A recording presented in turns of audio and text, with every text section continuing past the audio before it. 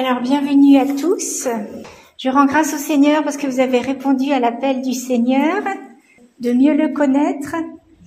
Donc, soyez sûrs que vous faites la joie du Seigneur. Il a une grande envie de plus se faire connaître auprès de chacun de vous et de collaborer avec vous. Alors, on perd pas nos bonnes habitudes, on va commencer à prier pour demander cette grâce au Seigneur. Donc, au nom du Père, du Fils et du Saint-Esprit. Amen. Seigneur, je te rends grâce pour tous mes frères et sœurs qui ont répondu à ton appel, qui sont là, parce que tu as un plan d'amour sur eux et tu veux ô combien aussi passer à travers eux pour toucher les frères et sœurs de ce monde. Sois béni, Seigneur. Sois béni, Seigneur, pour ce désir que tu mets en nous, cette eau vive dont nous avons soif. Mon âme a soif de toi, Seigneur, comme dit le psalmiste. Tu es l'eau vive, Seigneur, et nous venons auprès de toi. Nous te rendons grâce pour de ton cœur coule toujours cette eau vive qu'est l'Esprit Saint. Sois béni, Seigneur. Sois béni, Sois béni, Jésus, parce qu'avant de partir, de remonter auprès de ton Père, tu as dit c'est de votre intérêt que je parte pour que l'autre paraclet vienne, qui est l'Esprit Saint. Sois béni, Seigneur. Sois béni, Seigneur. Seigneur, nous voulons nous rendre disponibles à tout ce que tu veux nous montrer aujourd'hui. Aussi, viens prendre toute lourdeur, peut-être toute fatigue, toute souffrance, tout souci, tout ce qui peut t'empêcher de recevoir ce que tu veux nous dire. Viens, Esprit Saint, viens lever toute digue pour que tu passes largement en chacun de nous. Viens, Esprit de sainteté, viens, Esprit de lumière, viens, Esprit de feu, viens nous embraser, viens, Esprit de sainteté, viens, Esprit de lumière, viens, Esprit de feu, viens nous embraser. Maya Hanama, Maria la Maya la Maya mama mama, Maya dasha Maria la la la la, la Maria mama mama, Yesha Maria la la, mama Maya la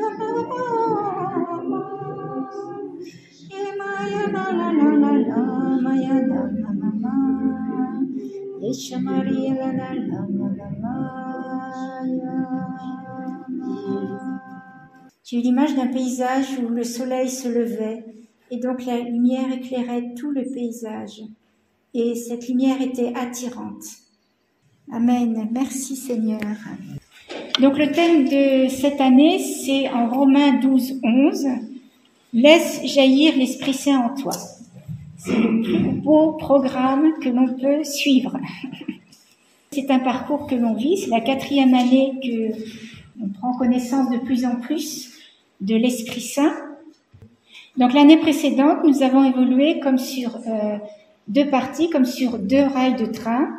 La première rail, c'était le moyen créé de notre vie divine, c'est-à-dire notre organisme spirituel. Et on a vu 2 missions de l'Esprit Saint, qui étaient les charismes. Et avant les charismes, on a vu les sacrements. La 2e rail, c'était l'approfondissement de ce que nous avons vu précédemment au niveau spirituel. C'est accordons-nous trop d'importance au Saint-Esprit. Donc, bien sûr, c'est un cours sur le Saint-Esprit. C'est que je ne mets pas de côté Jésus ou le Père, mais c'est sur le Saint-Esprit, parce qu'ils sont toujours ensemble, ils font tout ensemble, mais chacun sa mission. Donc, le rôle de l'Esprit Saint aujourd'hui dans nos vies. Comment l'Esprit Saint entre-t-il dans l'être humain? L'Esprit Saint inséparable de la grâce. Dans la vie de l'Esprit Saint, que deviennent la liberté, l'identité de la personne?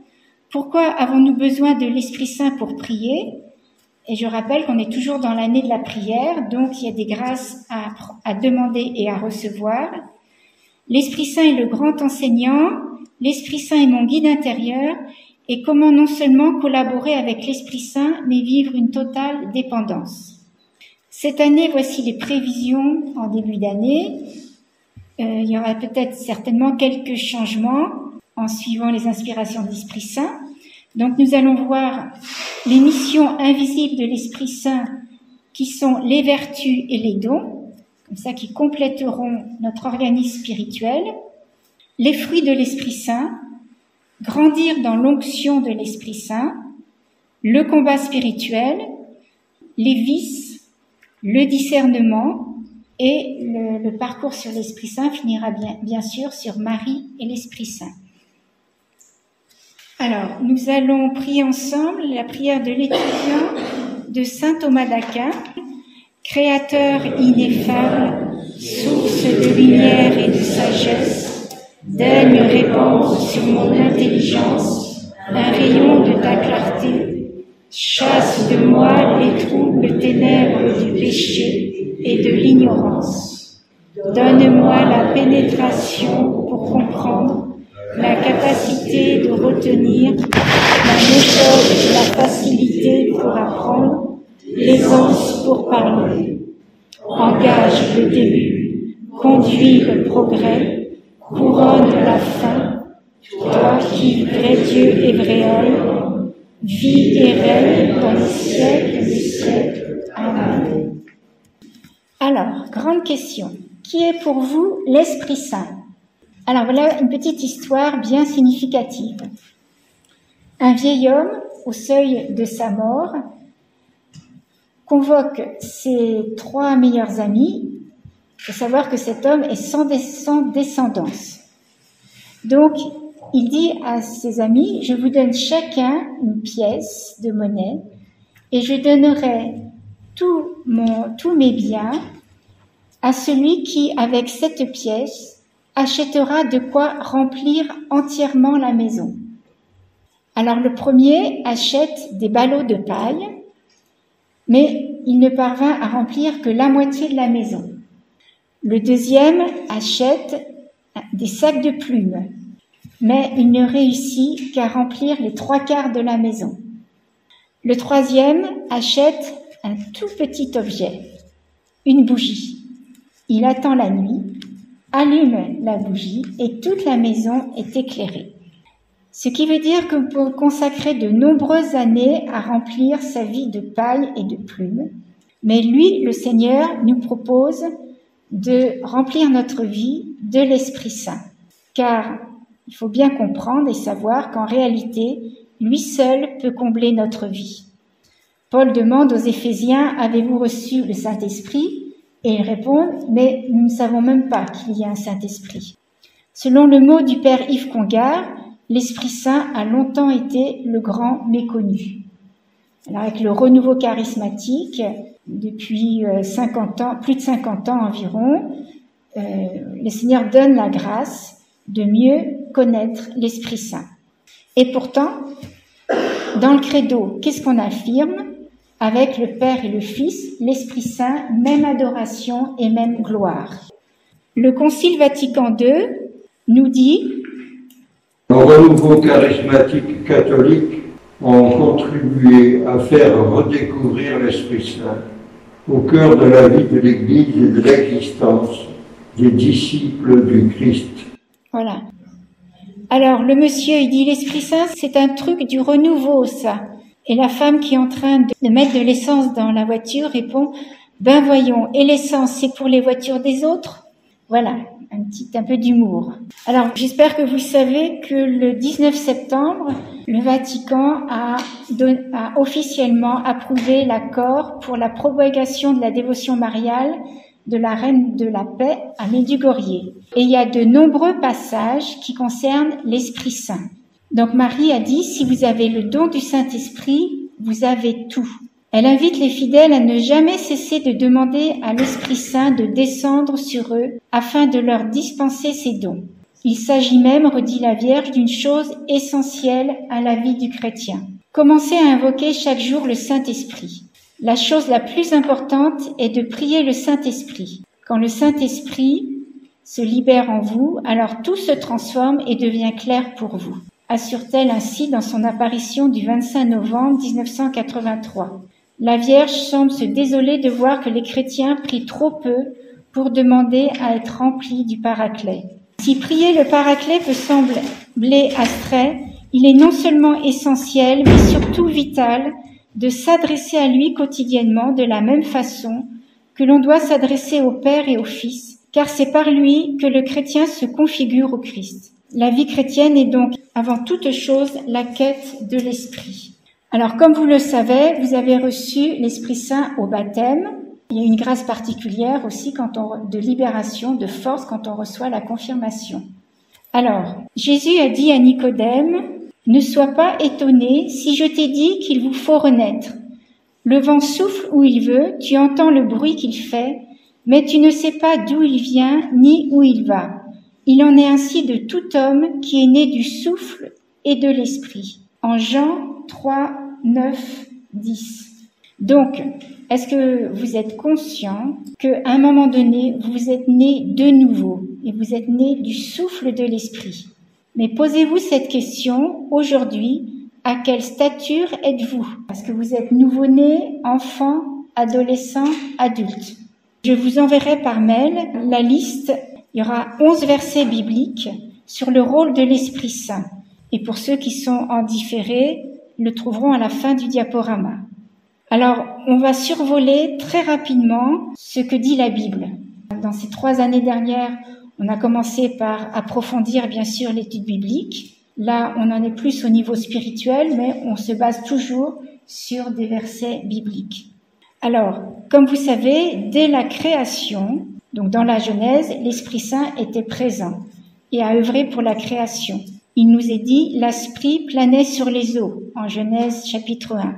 Ensuite, en Isaïe, le prophète décrit les 7 dons que l'on a reçus au baptême et que tout au long de notre vie, nous avons, avec la grâce, à développer ces dons. On les retrouve en Isaïe, chapitre 11, verset 13. Isaïe nous signale aussi que l'Esprit donne l'onction qui fait les prophètes. En Isaïe 61, versets 1 et 2. Le prophète Joël annonce la promesse de l'Esprit du Seigneur. Est-ce que vous croyez que le Seigneur tient toujours ses promesses? Oui, bien sûr. Donc cette promesse du Père, elle est pour tous. Il nous est dit en Joël chapitre 3, « Après cela, je répandrai mon esprit sur toute chair. » Sur toute chair, donc il n'y a pas d'exception. Notez que l'esprit promis n'est pas un esprit quelconque. Qui est-ce qui parle? C'est Dieu le Père, je répandrai mon esprit. Donc ça veut dire que c'est l'esprit de Dieu. Ensuite, par la bouche de Joël, Dieu l'affirme avec clarté, c'est son esprit qu'il veut donner. Ensuite, par le prophète Ézéchiel, Dieu renouvelle et explicite sa promesse. Je répandrai sur vous une eau pure et vous serez purifiés de toutes vos souillures, de toutes vos ordures, je purifierai. Je vous donnerai un cœur nouveau, je mettrai en vous un esprit nouveau, j'ôterai de votre chair le cœur de pierre et vous donnerai un cœur de chair. Je mettrai mon esprit en vous et je ferai que vous marchiez selon mes lois.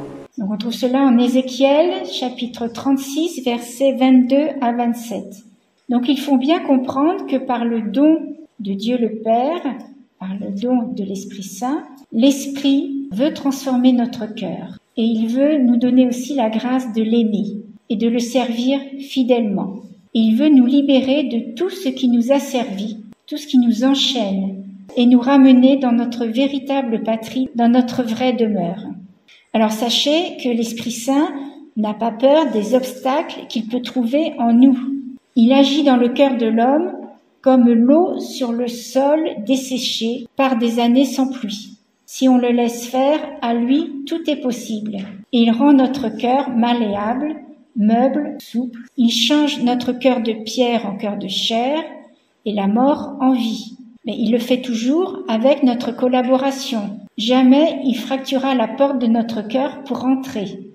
Sous le souffle de Dieu, Adam, l'homme de la terre, est devenu un être vivant. Sous le souffle de l'Esprit de Dieu, les cœurs morts deviennent des cœurs vivants, c'est-à-dire capables d'aimer avec douceur, de suivre la loi d'amour de leur Dieu qui est amour. Ensuite, le prophète Jérémie continue de déployer la promesse du Père. Il annonce « Voici l'alliance que je conclurai avec la maison d'Israël après ces jours-là, oracle du Seigneur. Je mettrai ma loi au fond de leur être et je l'écrirai sur leur cœur. Alors je serai leur Dieu et eux seront mon peuple. » En Jérémie chapitre 31, versets 33-34. Donc l'Esprit promis par le Père est destiné à sceller une alliance nouvelle, intime, entre Dieu et les hommes. Vous vous rendez compte ça? On est choisi chacun, Dieu nous choisit chacun pour une intimité avec lui. C'est vraiment grandiose. Donc ce qui veut dire que la loi ne sera plus extérieure, mais intérieure. Et elle sera vécue au cœur même de l'homme. Donc les prophètes de l'Ancien Testament annoncent la venue de l'Esprit Saint et le présentent comme celui qui permettra à l'homme de vivre avec son Dieu une union très intime qui dépasse infiniment la pratique religieuse extérieure. Il travaillera au plus profond des cœurs pour les transformer et en faire un lieu d'une relation intime, personnelle, vivante avec le Seigneur. Cette promesse de l'Esprit va prendre une signification nouvelle dans la nouvelle alliance en la personne de Jésus. Alors, un premier sous-titre, l'Esprit Saint en Jésus. Donc, on a survolé rapidement l'Ancien Testament, donc nous arrivons à Jésus. Comme vous savez, la vie de Jésus est marquée dès avant sa naissance et jusqu'à la mort par l'Esprit Saint. Donc, sa conception dans le sein virginal de Marie est le fruit de l'action de l'Esprit Saint. En Luc chapitre 1, verset 35, « L'Esprit Saint viendra sur toi, et la puissance du Très-Haut te prendra sous son ombre. C'est pourquoi l'être saint qui naîtra sera appelé Fils de Dieu. » Donc, ce verset biblique, il est aussi valable pour chacun de nous. C'est une des missions de l'Esprit Saint, à partir de notre baptême, de faire en nous un autre Fils de Dieu. Et bien sûr, le Fils de Dieu avec un grand F. Après le baptême de Jean, les cieux s'ouvrent et l'Esprit descend sous la forme de la colombe, tandis qu'une voix se fait entendre du ciel. « Tu es mon Fils bien-aimé, tu as toute ma faveur. » En Marc chapitre 1, verset 11. Et ensuite, qu'est-ce qu'il nous est dit? J'aime bien ce mot-là. L'Esprit Saint pousse Jésus d'aller au désert. Est-ce qu'il vous est déjà arrivé de demander « Esprit Saint, pousse-moi » parce que l'Esprit Saint, voilà, nous pousse à faire des choses qui ne peuvent être que bonnes, bien sûr. Et vous voyez comme chaque mot est important dans la Bible.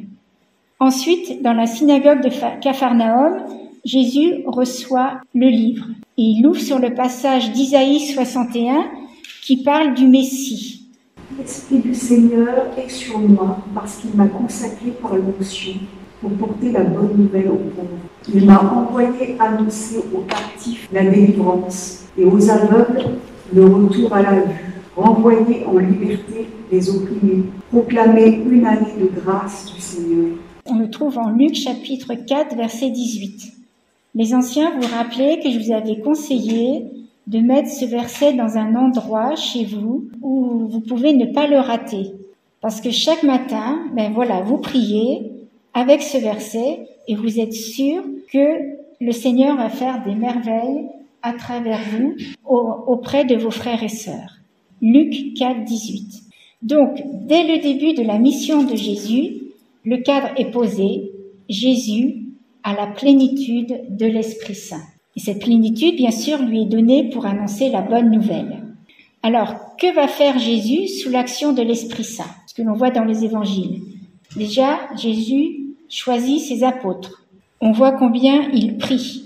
C'est par la puissance de ce même esprit qu'il accomplit des miracles et chasse des esprits mauvais. C'est par le même esprit qu'il annonce le règne de Dieu. C'est encore par lui qu'il brûle de sauver les hommes. C'est mu par lui qu'il tressaille de joie et dit Aujourd'hui s'applique à vos oreilles ce passage de Luc 4:32. Je te bénis, Père, Seigneur du ciel et de la terre, d'avoir caché cela aux sages et aux intelligents, et de l'avoir révélé aux tout petits. Oui, Père, car tel a été ton bon plaisir. Donc en Luc 10:21. Et c'est lui enfin qui le conduit au don total de sa vie dans sa passion et sur la croix. Jésus est donc vraiment celui sur lequel l'Esprit demeure. Comme l'atteste Jean-Baptiste en Jean chapitre 1 verset 32, « J'ai vu l'Esprit descendre telle une colombe venant du ciel et demeurer sur lui. » L'évangéliste Luc, c'est celui qui insiste le plus sur l'Esprit Saint. Et il souligne cette union intime de Jésus avec la troisième personne de la Trinité en disant « Il était rempli de l'Esprit Saint, mené par l'Esprit, et il agissait avec la puissance de l'Esprit. » Donc le témoignage des apôtres est unanime. Jésus a été conduit toute sa vie par l'Esprit Saint, auquel il était toujours intimement uni. Donc si Jésus l'a fait, pour nous, c'est pareil. Non seulement ça doit être pareil, mais c'est bon pour nous. Alors le catéchisme de l'Église catholique l'exprime ainsi. Toute la vie et la mission du Christ se déroulent dans une totale communion avec l'Esprit Saint. On le trouve au paragraphe 1286. Alors un autre sous-titre, le Paraclet que le Père vous enverra en mon nom. Alors il y a une chose qui saute aux yeux lorsqu'on lit les passages relatifs au Saint-Esprit dans les évangiles. Jésus parle de l'Esprit Saint comme une personne. Alors, on va prendre quelques versets, je les ai pas pris tous. Alors, voyons d'abord en Jean 16, versets 12 et 13. J'ai encore beaucoup de choses à vous dire, mais vous ne pouvez le porter à présent. Mais quand il viendra, lui, l'Esprit de vérité, il nous introduira dans la vérité tout entière. Car il ne parlera pas de lui-même, mais ce qu'il entendra, il le dira, il lui dévoilera les choses à venir. En Jean 14, 17. Je prierai le Père et il vous enverra un autre Paraclet, pour qu'il soit avec vous à jamais, l'Esprit de vérité.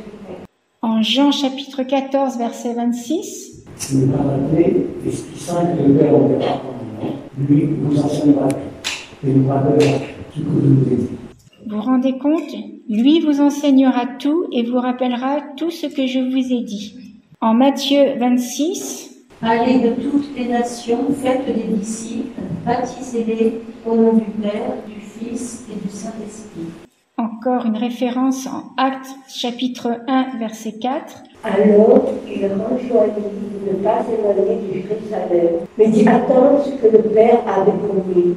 Ce que dit-il, vous avez entendu de ma bouche, Jean, lui, a baptisé avec de l'eau, mais vous, c'est dans l'Esprit Saint que vous serez baptisés sur peu de jours.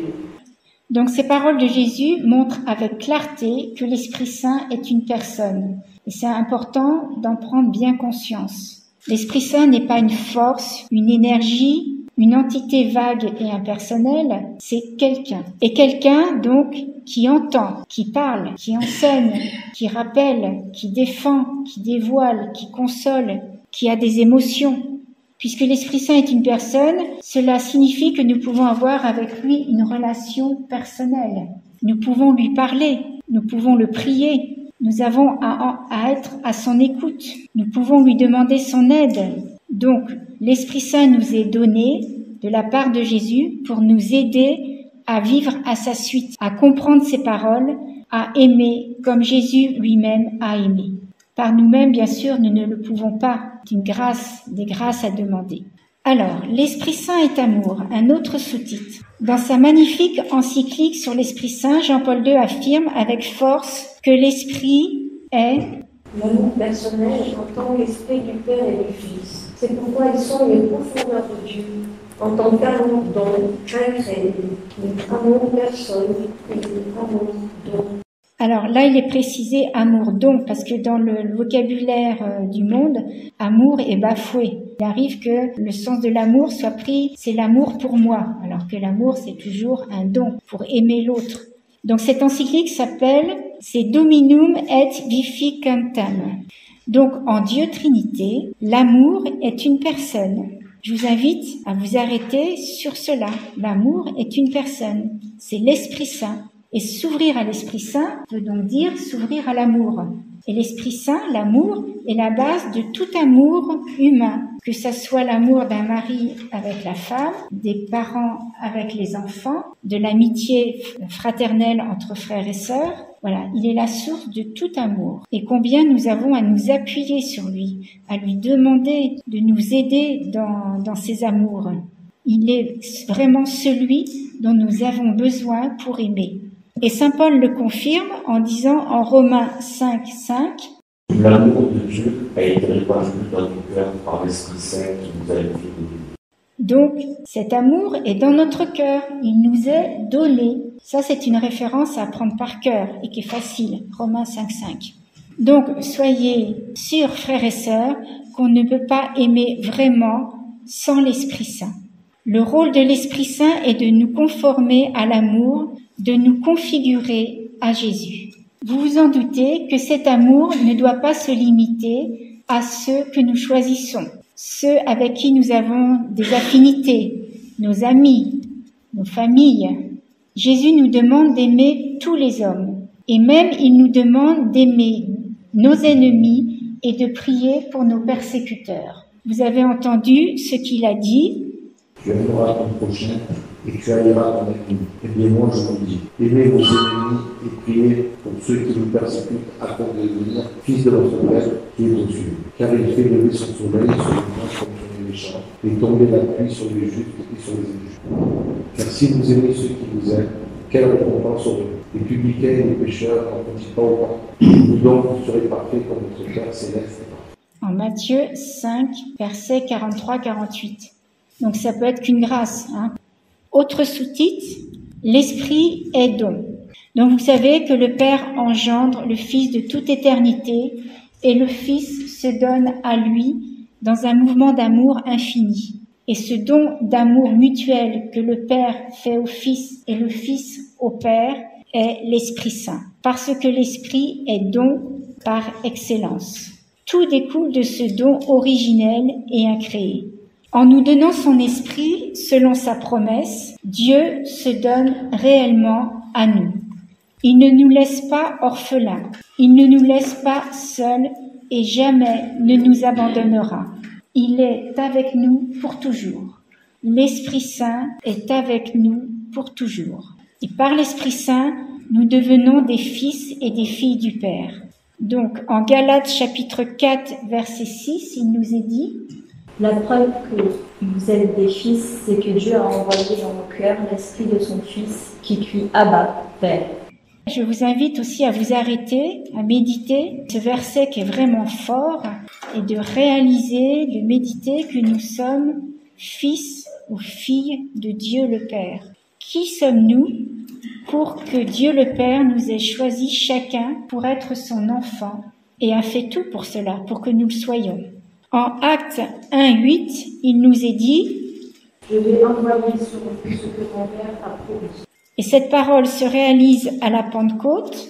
Le jour de la Pentecôte étant arrivé, ils se trouvaient tous ensemble dans un même lieu quand tout à coup vint du ciel un bruit tel que celui d'un violent coup de vent qui remplit toute la maison où ils se tenaient. Ils virent apparaître des langues dites le feu est partagé et il s'en posa une sur chacun d'eux. Tous furent alors remplis de l'Esprit Saint et commencèrent à parler d'autres langues selon que l'Esprit leur donnait de s'exprimer.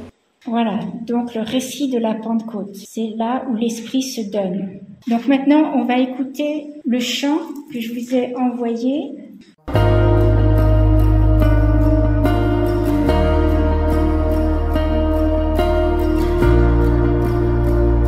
Saint-Esprit, tu frappes à la porte de ma vie, de ma vie. Aujourd'hui, Je veux t'accueillir en moi, Saint-Esprit.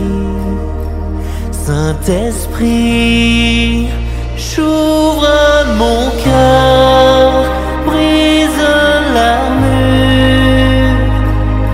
Tu guéris mon histoire, mes blessures. J'ouvre mon cœur à ta mesure. Mon passé, mon présent, mon futur. Saint-Esprit, tu frappes à la porte de ma vie, de ma vie. Aujourd'hui, je veux t'accueillir en moi, Saint-Esprit. Saint-Esprit, j'ouvre mon cœur, brise l'armure.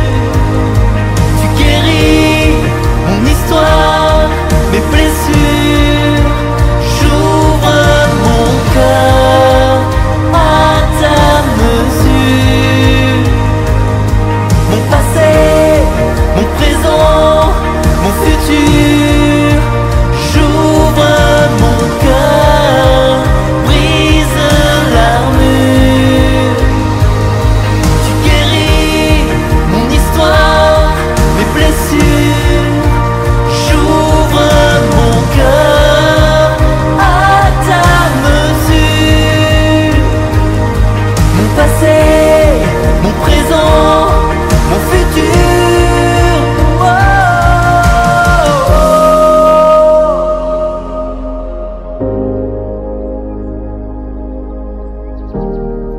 oh. Seigneur, tu nous dis, voici que je me tiens à la porte et que je frappe. Aujourd'hui, je veux t'ouvrir mon cœur à ta présence, à ton amour. J'ouvre mon cœur, brise l'armure. Tu guéris mon histoire, mes blessures. J'ouvre mon cœur à ta mesure. Mon passé, mon présent, mon futur. J'ouvre mon cœur, brise l'armure. Tu guéris mon histoire, mes blessures. J'ouvre mon cœur à ta mesure. Mon passé, mon présent, mon futur. J'ouvre mon cœur, brise l'armure. Tu guéris mon histoire, mes blessures. Oh.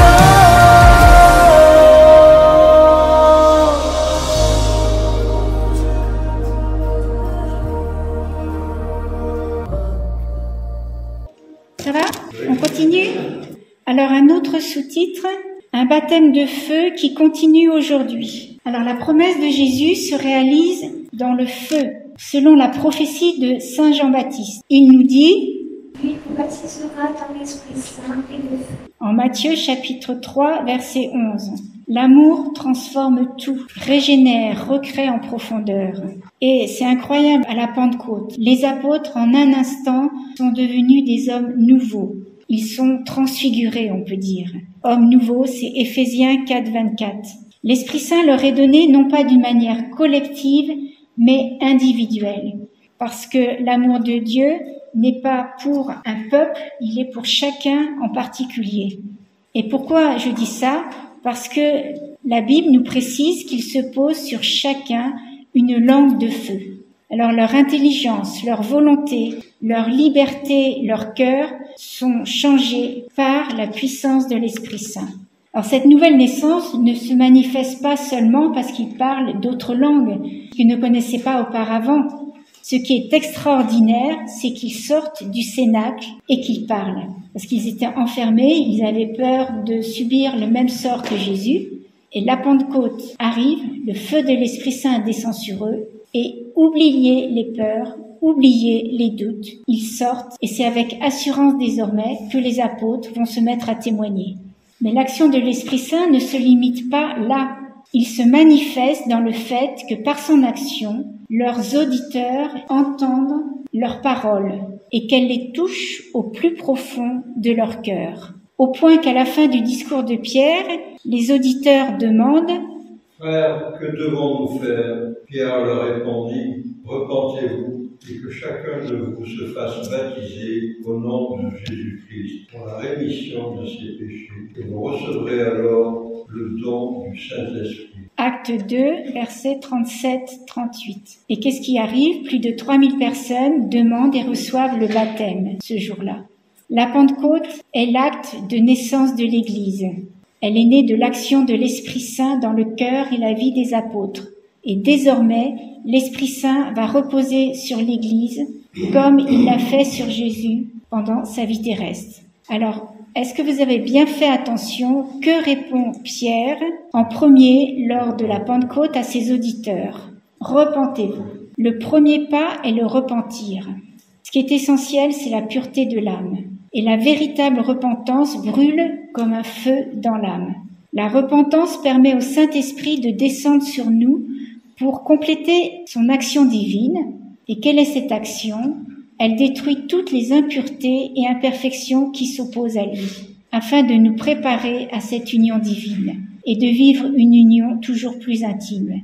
Le repentir est la porte qui conduit les âmes des ténèbres à la lumière. Et ça, c'est pas simplement au moment de notre première conversion.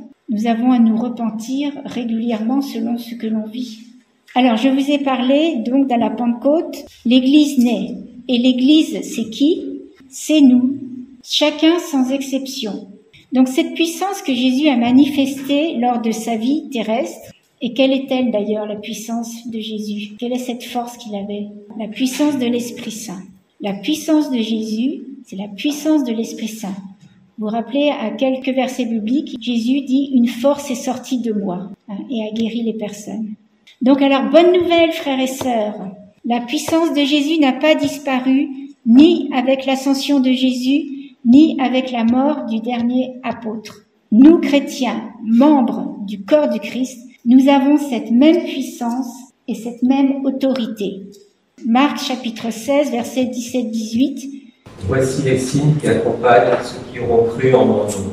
Ils chasseront les démons, ils parleront en langue nouvelle, ils saisiront des serpents, et s'ils boivent quelque poison mortel, il ne leur fera pas de mal. Ils imposeront les mains aux infirmes, et ceux-ci seront guéris. Alors, vous avez bien vu, il est marqué « ceux qui auront cru ». Est-ce qu'il y a des croyants dans l'assemblée ici? Oui. Bon. Est-ce que vous voulez que le Seigneur passe à travers vous pour vos frères et sœurs et que le résultat soit là? Donc, c'est par les charismes que l'Esprit Saint donne que l'on peut arriver à faire cela. Bien sûr, c'est pas de notre propre initiative ni notre propre puissance. Alors, pour cela, dans son immense bonté, Dieu a donné à chacun un mot tout-puissant avec lequel nous pouvons accomplir ces merveilles pour nous-mêmes, pour notre prochain ou pour tout le peuple entier. Ce mot, c'est Jésus. Jésus, ça veut dire sauve. Quand on prononce Jésus, il y a toute une puissance de guérison, les enfers tremblent, etc. Alors, je relève un point important dans les évangiles. Jésus n'a jamais envoyé ses disciples pour annoncer seulement l'évangile. Il a toujours uni deux ministères, proclamer la bonne nouvelle, l'évangile, et guérir les malades. Prenons un exemple en Actes 1, 8. Ayant convoqué les 12, il leur donna puissance et pouvoir sur tous les démons et sur les maladies pour les guérir. Et il les envoya proclamer le royaume de Dieu et faire des guérisons. Cette puissance qu'est l'Esprit Saint n'est pas réservée à quelques personnages à certains moments comme dans l'Ancien Testament ou aux apôtres. Cette puissance est donnée à tous. Et on voit bien dans les actes des apôtres combien il y a de guérisons miraculeuses. Il est marqué dans cette petite image humoristique, donc il y a pharmacie. L'Esprit Saint font concurrence aux psychotropes. Non seulement c'est sans ordonnance, mais c'est gratuit. Donc voilà un exemple de guérison miraculeuse en Actes chapitre 8, verset 7. Après la lapidation d'Étienne, une violente persécution se déchaîna contre l'église de Jérusalem. Tous, à l'exception des apôtres, se dispersèrent dans les campagnes de Judée et de Samarie. Ceux-là qui avaient été dispersés s'en allèrent de lieu en lieu en annonçant la parole de la bonne nouvelle. C'est ainsi que Philippe, descendu dans une ville de la Samarie, il proclamait le Christ. Les foules unanimes s'attachaient à ses enseignements, car tous entendaient parler des signes qu'il opérait ou les voyaient. De beaucoup de possédés, en effet, les esprits impurs sortaient en poussant de grands cris. Nombre de paralytiques et d'impotents furent également guéris. L'année précédente, nous avons approfondi pour étudier les charismes, selon la liste de saint Paul qu'il donne en 1 Corinthiens chapitre 12. C'est une liste bien sûr non exhaustive. J'en profite pour redire que les enseignements de l'année dernière, vous pouvez les retrouver sur la chaîne YouTube de la communauté dominicaine Notre-Dame de Clarté. Donc j'espère, les anciens, que vous avez retenu particulièrement ce qu'il dit de la part de Dieu. Donc on le reprend rapidement. À chacun la manifestation de l'esprit est donnée en vue du bien commun. C'est l'unique et même esprit qui opère, distribuant ses dons à chacun, en particulier comme il l'entend. Donc je reprends, à chacun la manifestation est donnée. Ce qui veut dire que chacun reçoit des charismes. Et j'espère que vous avez découvert, les anciens, depuis quelques mois, vos charismes et que vous les pratiquez. Voilà ces 9 charismes, donc je les reprends rapidement pour les nouveaux. Alors il nous est dit... Alors, c'est un discours de sagesse qui est donné par l'Esprit. À tel autre, un discours de science, selon le même esprit. À un autre, la foi, dans le même esprit. À tel autre, les dons de guérison, dans l'unique esprit. À tel autre, la puissance d'opérer les miracles. À tel autre, la prophétie. À tel autre, le discernement des esprits. À un autre, les diversités de langues. À tel autre, le don de les interpréter. Mais tout cela, c'est l'unique et même esprit qui l'opère, distribuant ses dons à chacun, en particulier comme il l'entend. Voilà, donc les diversités des langues, c'est le chant ou la prière en langue. Alors saint Paul nous dit par ailleurs en Romains 12, 11, laisse jaillir l'Esprit Saint en toi. Et Galates 5, 16, laissez-vous conduire par l'Esprit Saint. Je vais vous rappeler, l'Esprit Saint est le meilleur GPS. Voilà, guidé par l'Esprit Saint. Laissez-vous conduire par l'Esprit Saint. Donc, meilleur GPS, l'Esprit Saint. Et il est marqué plus en bas, le Saint-Esprit est comme un jardinier qui travaille notre âme. Nous n'avons qu'à dire oui et nous laisser conduire. Il y a un grand champ de lavande où c'est bien droit. Alors, comme vous pouvez vous en douter, la vie avec Dieu n'est pas une vie installée, sans saveur ni imprévue. C'est au contraire une vie d'aventure, pleine de surprises, des bonnes surprises, parfois qui décoiffent. Donc c'est pour ça que les religieuses ont un voile. Si vous êtes là, ou si vous écoutez en différé, cet enseignement, c'est ce que vous voulez vivre. Et vous voulez devenir des disciples enflammés.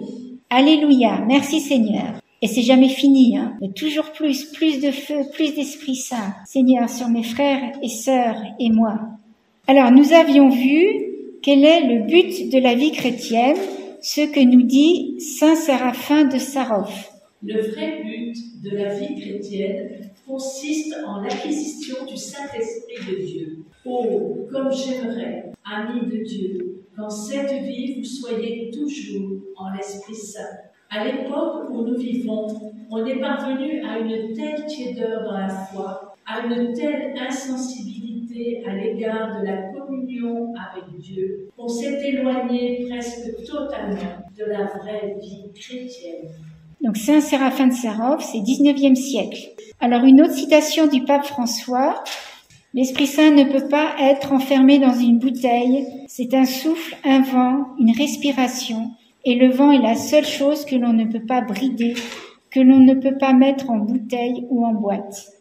Bon, grand deuxièmement, vivre sous la conduite de l'Esprit de Dieu change notre vie. Donc on peut dire que Jésus ne s'est pas moqué de ses disciples en leur promettant au moment de son départ une force de vie par le don de l'Esprit Saint. Nous avons vu que bien des textes de la Bible évoquent la richesse de l'Esprit Saint, cette puissance de vie.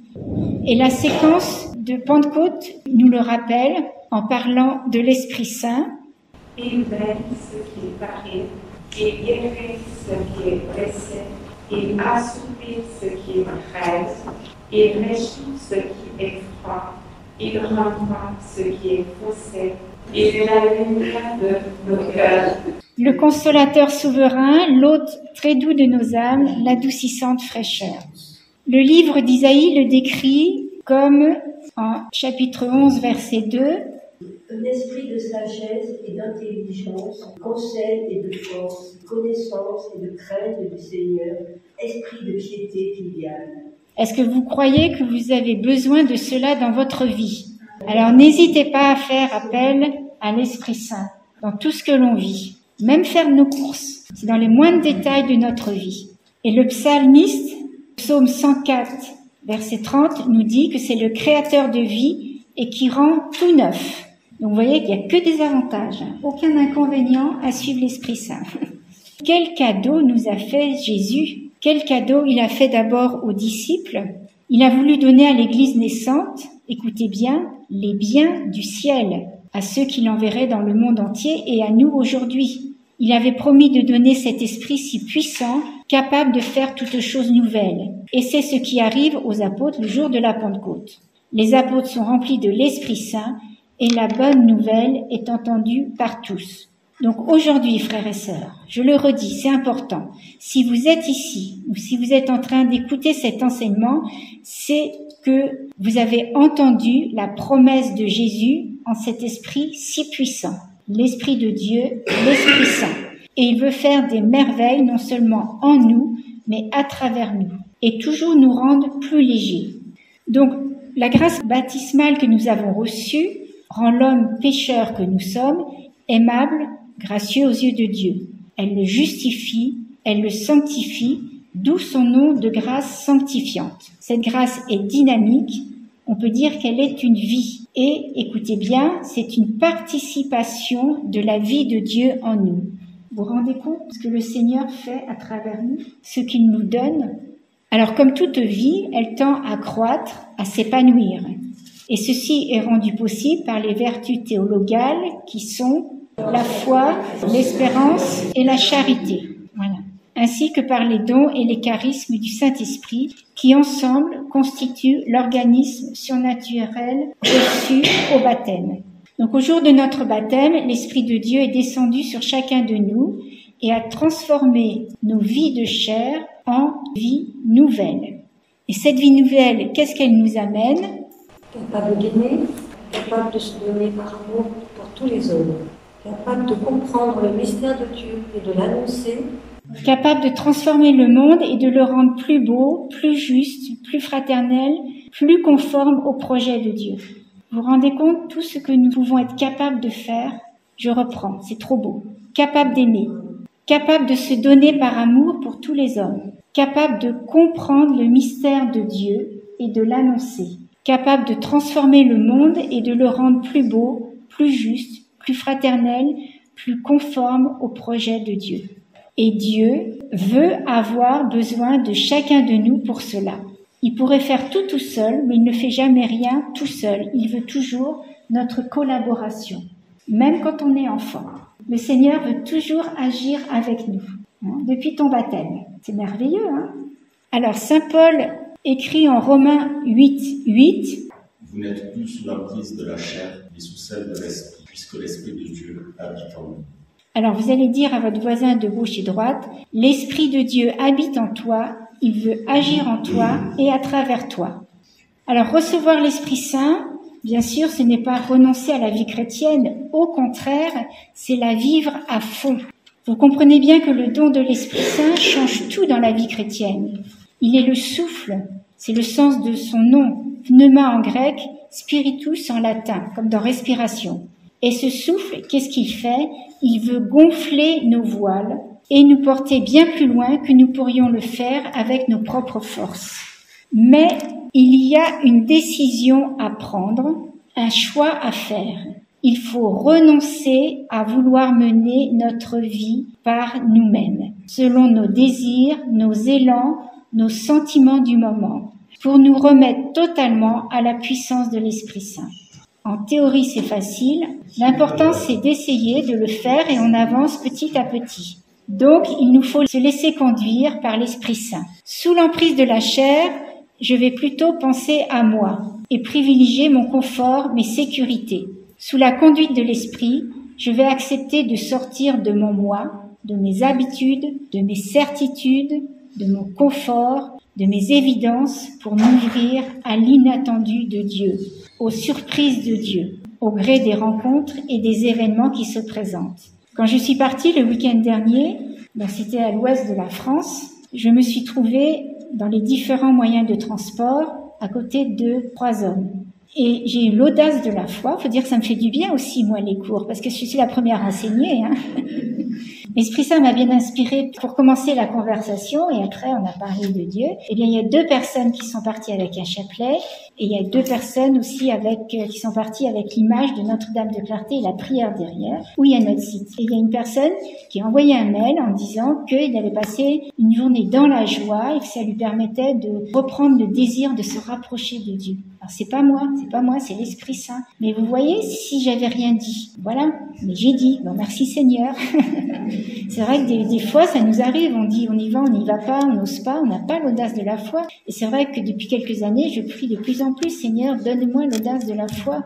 Et ça arrive de plus en plus. Donc merci Seigneur, encore plus. Donc il faut bien comprendre qu'en étant chrétien sous l'emprise de la chair, je vais me contenter du minimum vital pour vivre ma vie de chrétien. Alors je vous enverrai aussi un questionnaire. Il sera à la fin du diaporama avec des versets bibliques qui nous feront méditer sur quelle preuve ai-je de l'œuvre de l'Esprit Saint dans ma vie. Donc pour en revenir au baptême, la grâce du baptême fait de nous aussi, comme je vous ai dit déjà, un autre Christ. Si nous sommes dans le Christ, nous aimons le Christ, donc nous devons être unis à l'Église. On ne peut pas hisser les voiles de notre bateau si on n'est pas d'abord embarqué sur le voilier. Il est important que vous vous posiez la question « Qui conduit ma vie ?» 4 possibilités, l'Esprit Saint, moi, le hasard, et je dis Satan, celui qui nous tente.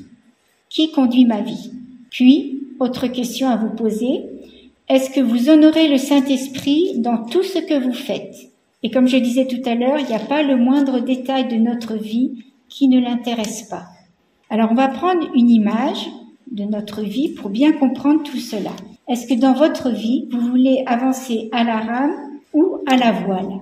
Si au mieux, c'est à la voile, alléluia. Mais il ne suffit pas de hisser la voile pour avancer. Encore faut-il bien régler la voile, s'ajuster au vent. Accepter d'aller là où le vent nous mène et non pas là où je voudrais aller. Aller contre le vent, en plus, c'est se fatiguer en vain. On n'avancera pas. Il nous faut accepter de nous laisser conduire par l'Esprit Saint. En plus, lui seul connaît la route. Il faut accepter de nous ajuster à lui. Et cela pourquoi? C'est l'Esprit qui nous fait vivre de la vie même de Dieu le Père par l'amour du Christ ressuscité. C'est inimaginable, c'est fou, comme Dieu est fou d'amour pour chacun de nous. Alors, pour essayer de comprendre mieux, dans la vie spirituelle, il y a 2 étapes. La première étape, elle domine l'action du chrétien qui est soutenue par le secours de Dieu, c'est-à-dire l'image du rameur. La vie spirituelle domine l'action du chrétien qui est soutenue par le secours de Dieu. La deuxième étape est de laisser le Seigneur prendre l'initiative en agissant plus fortement par les dons et les charismes. C'est l'image du vent qui gonfle la voilure. C'est ainsi que le baptisé est mené au large. Et aujourd'hui, frères et sœurs, Dieu nous dit « avance en eau profonde ». La primauté effective de la grâce est alors expérimentée par le chrétien de manière nouvelle, que ça soit dans la prière ou dans les activités. On est toujours appelé à coopérer de toutes nos forces à l'Esprit Saint, et quelle que soit l'activité. Donc l'étape initiale, c'est Dieu avec moi. Et la seconde étape, c'est Dieu en premier et moi avec lui. Vous comprenez bien la différence ? Donc cette deuxième étape correspond à ce que la tradition spirituelle appelle la vie mystique. En elle-même, celle-ci n'est rien d'autre qu'un nouveau rythme de vie chrétienne mené sous l'influence habituelle et prépondérante de l'esprit. Elle vérifie pratiquement l'enseignement de Paul en Romains chapitre 8 verset 14 qui nous dit « Ceux-là sont enfants de Dieu qui sont conduits par l'Esprit de Dieu. » C'est le passage d'une vie chrétienne où c'est moi qui gère à une vie où c'est Dieu qui conduit. Ça, c'est un tournant capital dans notre vie chrétienne, dans notre vie spirituelle. Dit autrement en 5 mots, je me décentre de moi-même pour me centrer sur Dieu, en Dieu. Mais cette attitude-là ne fait pas de moi un esclave. Au contraire, en Jean chapitre 4, il nous est dit « Là où est l'Esprit du Seigneur, là est la liberté. » C'est le passage avec Nicodème. L'Esprit nous conduit dans la liberté de Dieu. Et combien nous voyons cela en Jésus. Il est libre en l'Esprit Saint, à 12 ans à Jérusalem, libre de faire des miracles, libre de guérir le jour du Shabbat, et jusqu'au bout, il va se donner librement. Et Saint Jean-Paul II a dit « La liberté fait partie de nos packages de chrétiens. Je n'ai pas reçu un esprit d'esclave, j'ai reçu un esprit de fils de Dieu. » Alors ça, c'est toute une méditation aussi à avoir sur la liberté que j'ai avec l'Esprit Saint. Donc aujourd'hui, j'ai voulu faire un récapitulatif un petit peu pour nous rebrancher et nous booster sur l'Esprit Saint. Donc, est-ce que vous avez bien compris que la vie dans l'Esprit n'est pas une option? Si je veux que la vie divine coule en moi, si je veux être et agir en tant que fils et fille de Dieu, si je veux avancer dans la vie spirituelle, je ne peux pas faire l'économie de l'Esprit Saint. N'oubliez pas que non seulement c'est le meilleur GPS, mais c'est le meilleur coach. Donc pourquoi s'en priver? Ces dons et ces charismes sont nécessaires dans l'expérience du salut. Et saint Thomas d'Aquin le montre clairement dans l'article 2 de la question de la somme consacrée aux dons en général. Il nous dit: celui qui ne possède encore qu'imparfaitement un principe d'action ne peut agir comme il convient sans être aidé par un agent supérieur. Ainsi, l'étudiant en médecine et en chirurgie ne peut faire une opération sans être aidé par le maître qui le forme. Donc, saint Thomas continue, ramenons ça à la vie spirituelle. Or, le juste ne possède qu'imparfaitement la vie de la grâce, même lorsque sa raison est informée, élevée par les vertus théologiennes. Il faut donc, pour qu'il se porte comme il convient vers sa fin surnaturelle, qu'il soit spécialement aidé par le Saint-Esprit, selon ces paroles de saint Paul. Tous ceux qui sont conduits par l'Esprit de Dieu sont fils de Dieu. Nous avons vu Romains 8, 14. Est-ce que vous êtes vraiment conscient que vous avez besoin de l'aide de Dieu?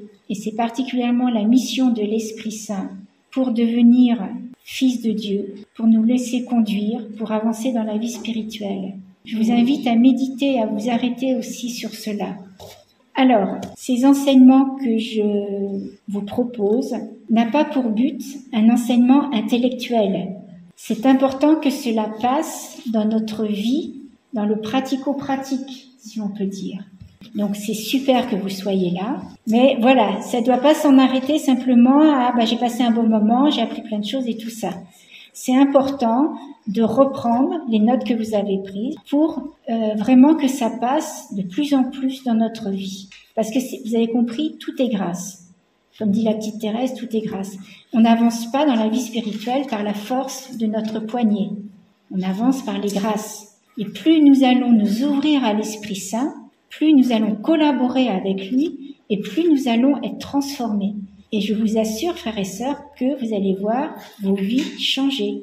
Alors, il y a d'une part un travail intellectuel, et là, pour ceux qui veulent, on va prier pour ouvrir leur cœur et encore plus, et on confie l'ouverture de notre cœur plus grand à la Vierge Marie. Donc ceux qui veulent ouvrir leur cœur toujours plus. Ceux qui veulent laisser librement agir l'Esprit Saint en eux. Ceux qui veulent aussi avoir une meilleure connaissance de l'Esprit Saint. Je vous invite à vous lever, fermer les yeux, vous serez plus intériorisés, et vous visualisez l'Esprit Saint comme vous le préférez. Merveilleux Saint-Esprit, je ne crois pas en toi d'une façon vague. Je crois en toi comme à une réalité vivante, à une personne vivante, intelligente, toute puissante et qui est Dieu, qui est la troisième personne de la Trinité, qui est l'amour don. La vie dans l'Esprit Saint n'est pas optionnelle. Je reconnais que j'ai besoin de toi. Cela m'est indispensable. Merveilleux Saint-Esprit, viens à mon aide. Viens me transformer. Rends mon désert fécond pour que je porte beaucoup de fruits. Rends-moi capable de marcher avec Dieu. Je veux vivre la présence de Dieu. Je veux vivre une autre dimension de ta présence et de ta connaissance, Esprit Saint. Donne à ma vie un niveau d'excellence comme tu l'as fait à Daniel et à Joseph dans l'Ancien Testament. C'est toi, Esprit Saint, qui sais quelle est l'œuvre de Dieu et comment elle doit se faire. C'est toi qui es l'architecte, le constructeur et l'ouvrier. Le travail qui m'est demandé n'est qu'un travail de collaboration. Je sais que tu as de la joie à m'habiter. Tu m'as choisi pour être ton temple. Tu es mon trésor, ma richesse. Aussi, Esprit Saint, je te donne mon cœur. Je te donne toute liberté pour agir en moi et à travers moi. Je veux être docile à toutes tes inspirations. Je proclame ma liberté d'enfant de Dieu et je m'ouvre à ton action, Esprit Saint. Esprit Saint, remplis-moi de toi. Esprit Saint, remplis-moi de tous tes fruits. Esprit Saint, remplis-moi de tes dons et charismes. Esprit Saint, oins-moi pour que je sois vraiment disciple et évangile vivant de Jésus. Esprit Saint, que ta puissance qui a ressuscité Jésus ressuscite tout ce qui est mort en moi. Esprit Saint, que ta puissance qui brise les chaînes, brise toutes les chaînes et tous les blocages dans ma vie, celle de ma famille, de mes amis, ceux que je rencontre. Esprit Saint, j'ai soif de toi, qu'à tout instant je sois revêtu de ta puissance, que le zèle de ta maison me dévore. Remplis-moi de ta puissance, afin que je devienne un témoin authentique. Amen. Alléluia. Alors, vous voyez comme l'Esprit Saint fait encore bien les choses, parce que petit à petit, je débordais d'une demi-heure, d'un quart d'heure, mais ça arrivera. Et là, j'ai fini 3 minutes en avance. L'Esprit Saint peut tout. Amen. Amen.